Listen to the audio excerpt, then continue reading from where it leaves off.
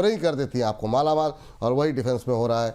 आपको बता दें कि प्रधानमंत्री मोदी ने कल के संबोधन में जो है यहाँ पर जो है डिफेंस कंपनियों की जमकर सराहना की। उन्होंने कहा मेड इन इंडिया हथियारों की धमक वो पूरी दुनिया ने देखी है।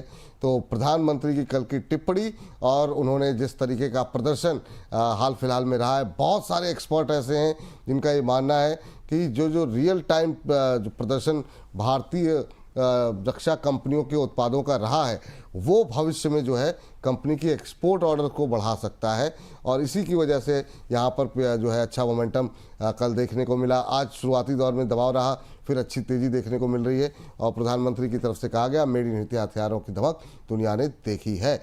और आपको बता दें BDL के शेयर में अब 10% से ज़्यादा की तेज़ी। अभी मैम हमारी एक दर्शक थी, मुझे नाम 11% की तेज़ी होगी BDL में। कहाँ भागेगा, कितना जाएगा यहाँ पर? मैम BDL से ही शुरुआत करते हैं। शानदार मूव 1742-43 का लेवल, क्या करना चाहिए मैम?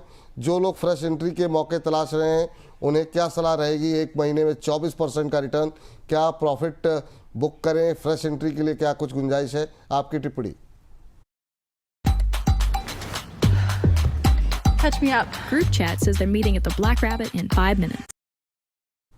बहुत अच्छी तेजी दिखाई है। देखिए आज तो इस काउंटर ने इतनी बढ़िया तेजी, और चार्ट पे क्या ब्यूटीफुल फॉर्मेशन हुई है, जिसे हम राउंडिंग बॉटम फॉर्मेशन बोलते हैं। पूरा यू शेप बनता है, और अगर ये मैच्योर हो गया है, और ये मैच्योर होने का मतलब है कि ये 1794 या फिर 1800 के ऊपर के क्लोज दे गया तो ये और भी अच्छा हो जाएगा।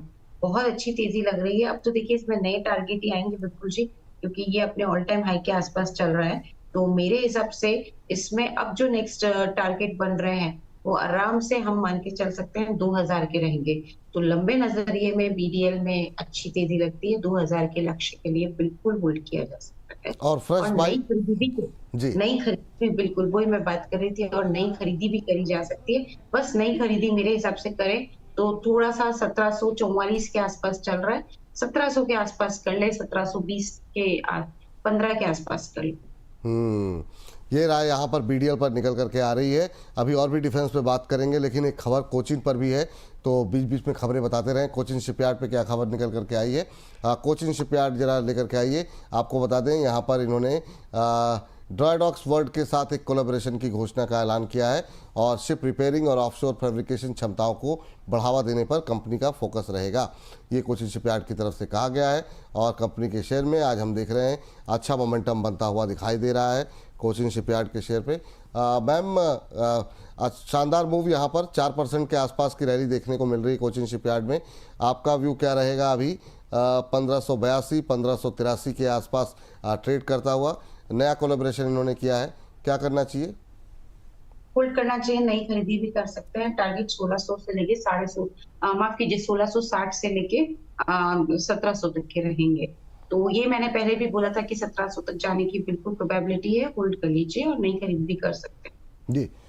मैम एक मझगांव डॉक भी जरा देखिएगा, शानदार मूव है, 4.25% के आसपास की तेज़ी देखने को मिल रही है, और 3000 के ऊपर ट्रेड करता हुआ ये शेयर अच्छा मोमेंटम बनता हुआ दिखाई दे रहा है।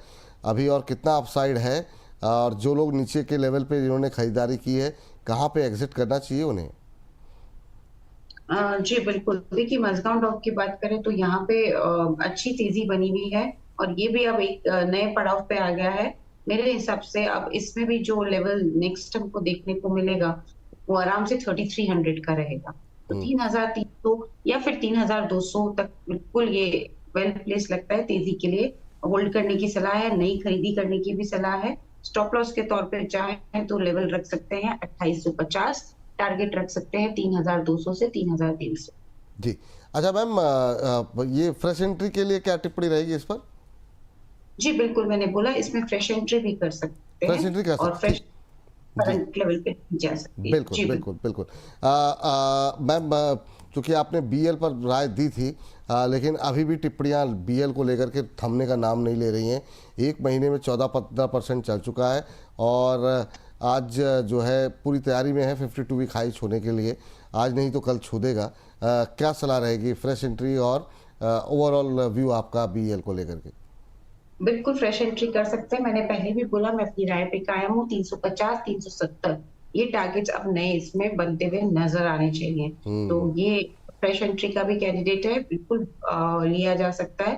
315 का एक स्टॉप लॉस अगर लगा लेंगे तो अच्छा रहेगा, और बड़ा लगाते हैं तो 304 का लगा लीजिए, बहुत बढ़िया स्टॉप लॉस है।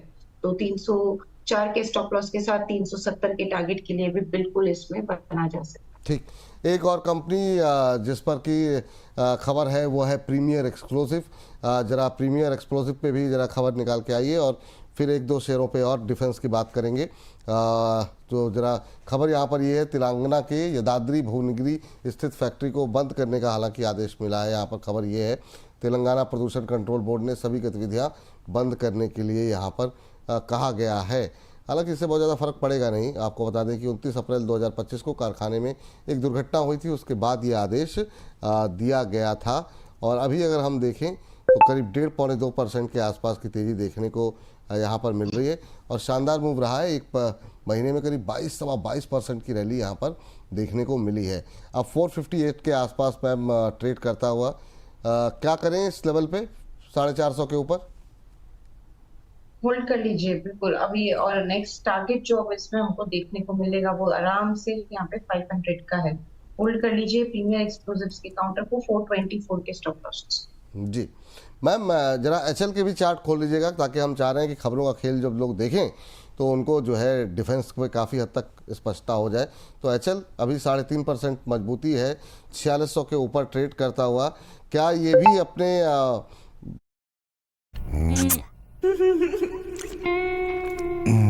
सर वो बल्ब बदल दिया। इस रैली में तो मुश्किल है खैर, लेकिन क्या लगता है 52 हफ्तों के उच्चतम स्तर की तरफ बढ़ेगा क्या ये? हालांकि दूरी 1000 रुपए की है। हाँ बिल्कुल बढ़ना चाहिए, अभी दूरी तो है काफी, लेकिन चांसेस पूरे अच्छे खासे हैं।